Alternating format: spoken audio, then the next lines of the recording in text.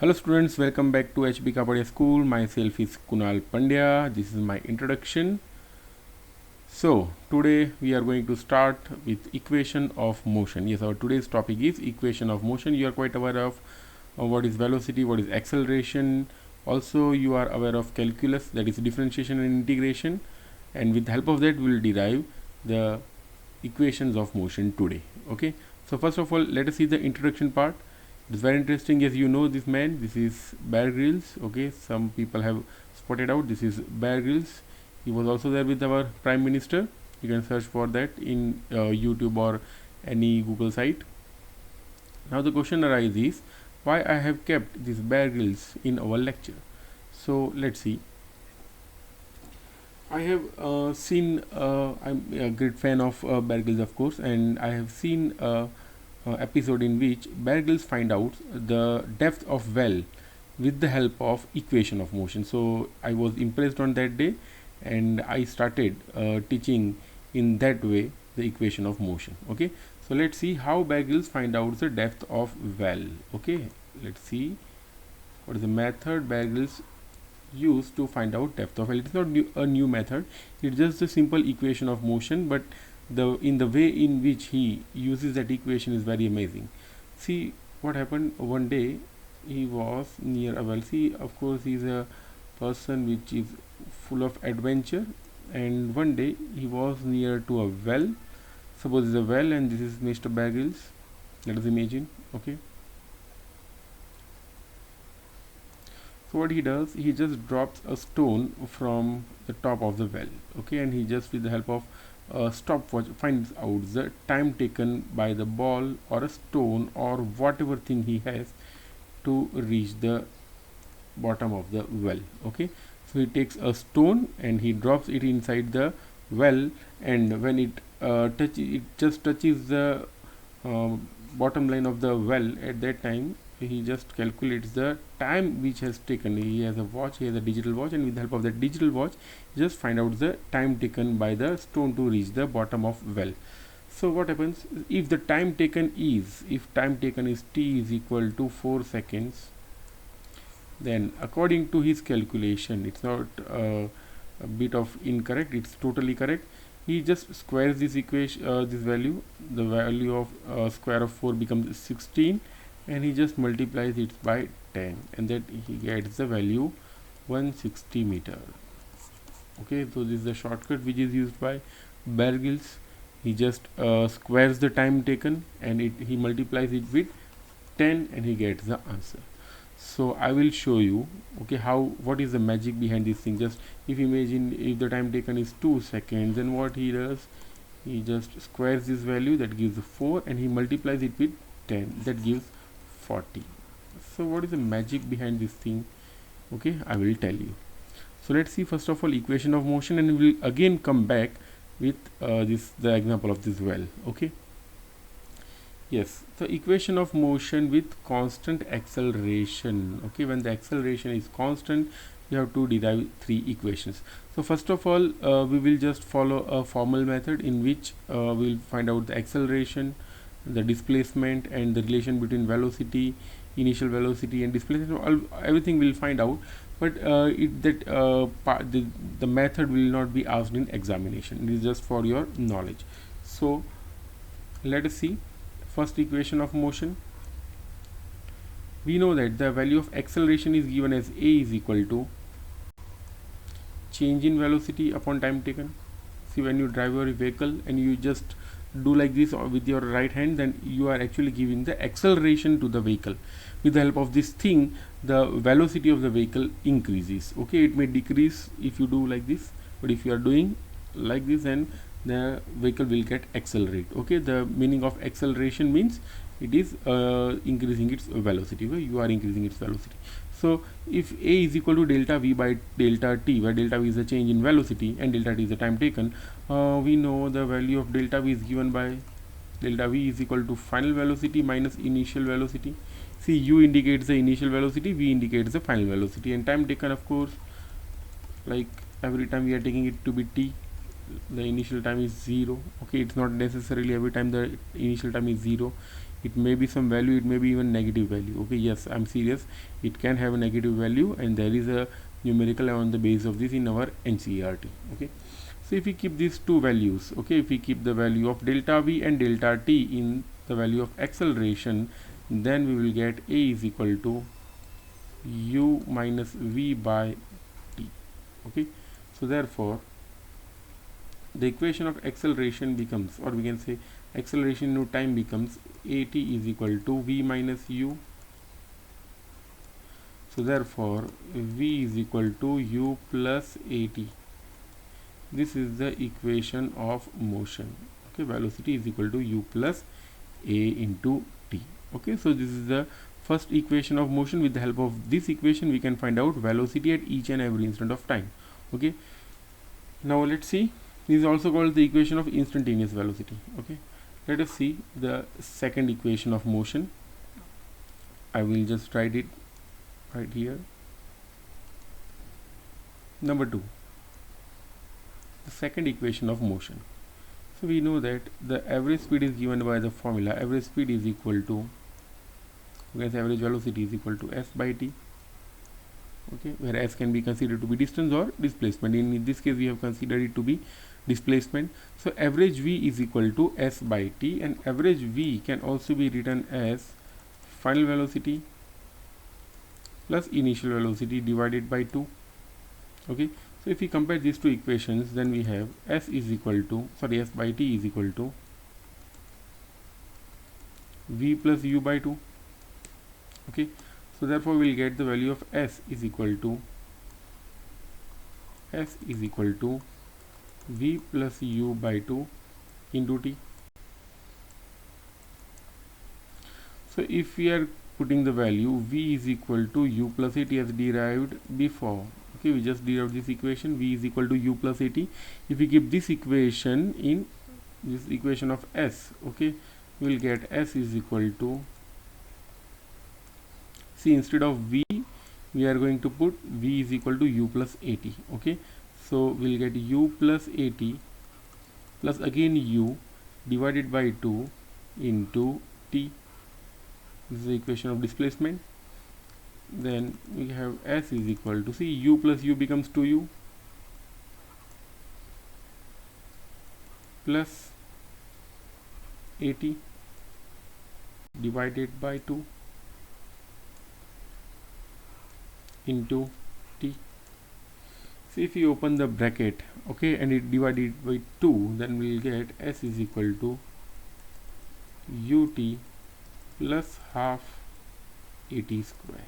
Okay, this is the equation, second equation of motion, the most important equation. The derivation which I have shown over here is not important. Okay, now let's see the third formula. Third formula comes from the first and second formula.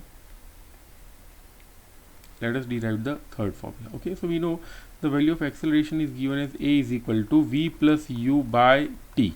Okay, this is the equation of acceleration, and we know that the equation of displacement is equal to, see, it is v plus u by 2 into t. We have made a mistake over here. We have to keep a negative sign. It's actually final velocity minus initial velocity divided by time taken. Now if you multiply these two equations, then we will get a into s is equal to v minus u by t into v plus u by 2 into t. So if this t gets cancelled out, we'll get as, and 2 also we are taking over here, we get 2as is equal to v square minus u square. This is the third equation of motion. So these three equations are very important, and many numericals are there in NCERT, and also many numericals are asked in JEE and NEET level examinations on the basis of these three equations. Okay, now comes the most important theory. Okay, so there are two main important theories of chapter number 3. If you want to write down, write it just now. The first theory is equation of motion with constant acceleration by calculus method. Okay, we have to derive these three equations of motion with the help of calculus method, and again also we'll derive the same equations with the help of graphical method. So both graphical method and calculus method are important for chapter number 3. Okay, so let's see the equation of motion with constant acceleration by calculus method. So we know what is calculus. Calculus is something which is related with differentiation and integration. We have studied it in our previous previous not lecture but previous previous lecture. So first of all, we know that acceleration is given by the formula.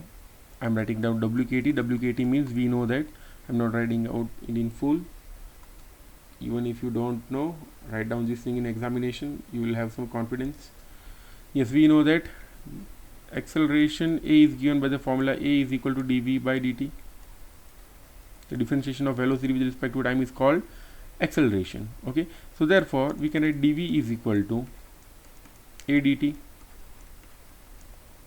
Now integrating both sides. Okay, if we integrate both sides, then we have to write like this: integrating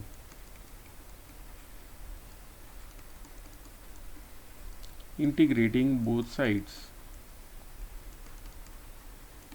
So if we integrate both sides, we'll get integration dv is equal to integration A dt. Now if we keep the limits of integration, if the initial velocity is u, final velocity is v, initial time is 0 and final time is t, okay, then we will get, on left hand side we will get v minus u is equal to, taking out a common, we will get integration 0 to t dt. So therefore v minus u will be a into bracket t minus 0. Therefore v is equal to u plus at. This is the first equation of motion with the help of calculus method. Okay, so you have taken integration on over here.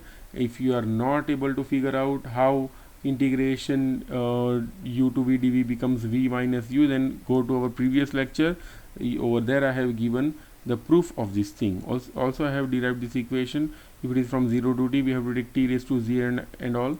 I have done it in our previous lecture. Okay, so this was the first equation of motion with the help of calculus method.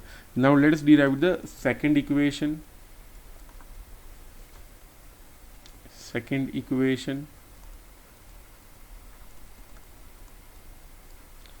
Now let us derive the second equation of motion with the help of constant acceleration. So we know that velocity is given by the formula v is equal to ds by dt, or we can also write dr by dt. So v is equal to ds by dt. So therefore we can write ds is equal to v dt. So therefore by integrating both sides, if we integrate both sides, then we will get integrating both sides we'll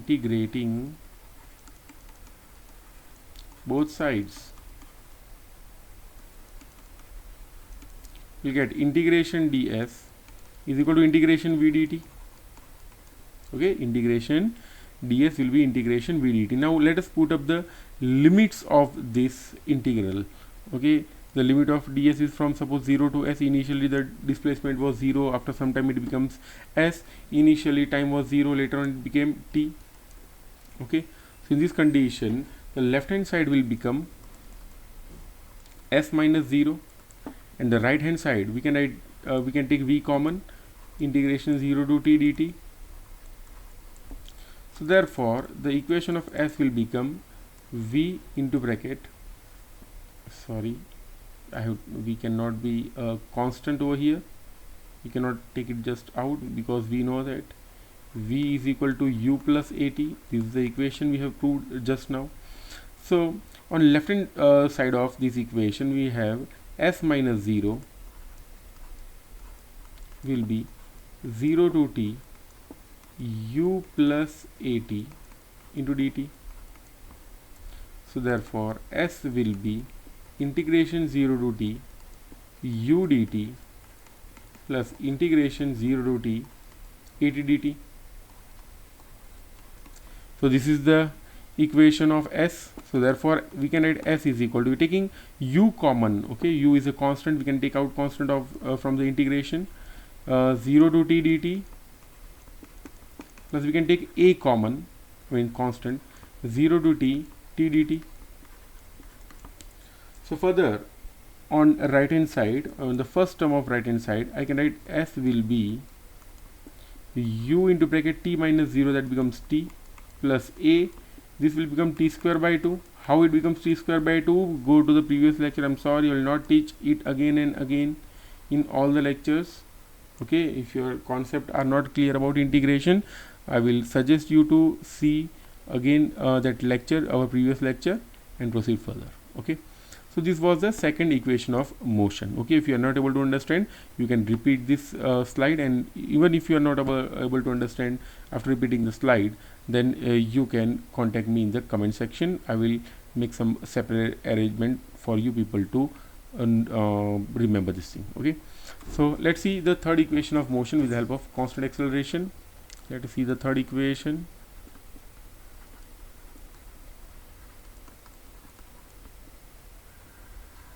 Third equation of motion. Okay, see, we know that acceleration is equal to dv by dt. This is something tricky. Remember, acceleration is equal to dv by dt, that is the time rate of change of velocity with respect to time, is called acceleration.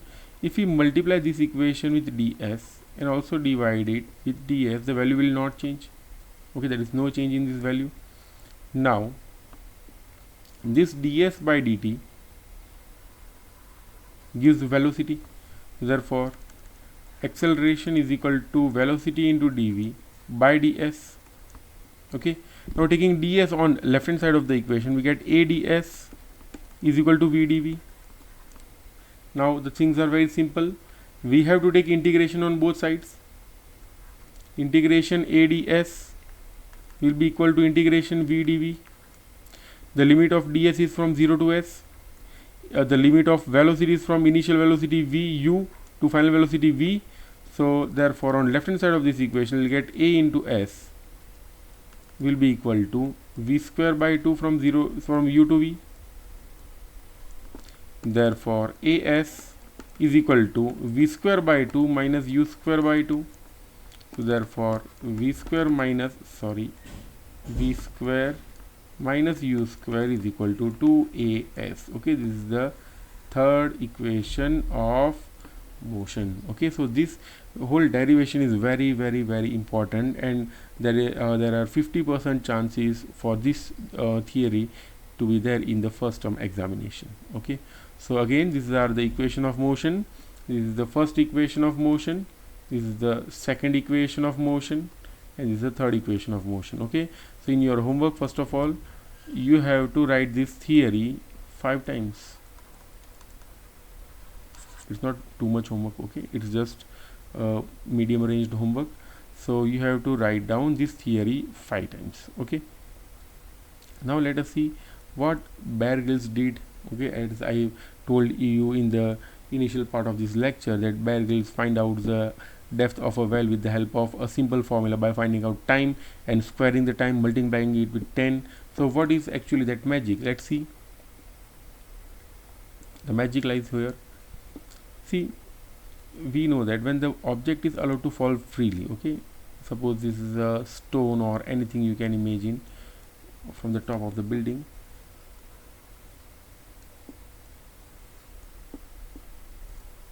Suppose this is a stone which is allowed to fall freely from the top of the tower or wall or anything, well or anything. So if the time taken by the stone to reach this depth is t, the total height of the tower or depth of the well is h, then we can write this equation: h is equal to ut plus half at square. So if we throw a stone like this, see, if we are just holding the stone and if we just allowed it to fall freely, then its initial velocity will be 0. We are not actually throwing the stone like this, we are just releasing it from its initial position. Okay, so that is called a freely falling object. So when the object falls freely, the initial velocity is always 0. So h is equal to initial velocity, it is 0 plus half at square. So by squaring this equation, if we square the equation, we square the time. So let the time taken is suppose 2. So we have to first of all square the time, that will give 4, and we have to multiply it with 10, it will give 40. Okay, and that is a correction also. You have to divide it with 2. So final answer will become 20 meter.